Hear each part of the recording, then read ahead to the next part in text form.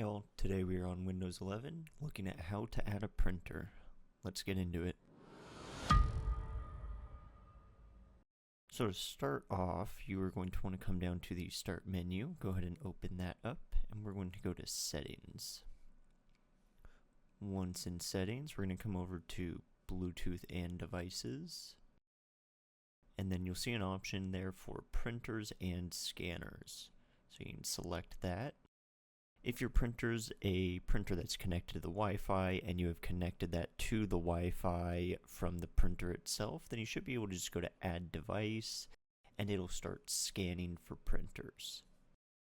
After it scans for a little bit, you do have the option to add a device manually.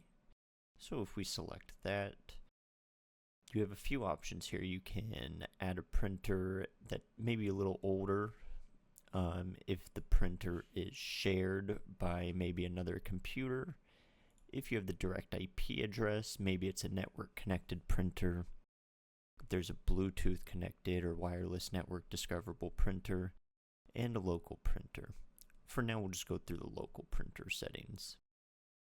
If we hit next, you have the options of where it's plugged in, or you can create a new port, and then from here, you do have the option to select the basic drivers. So if the printer is plugged in, you should see your printer listed here, and then you can click next, and it should then be set up.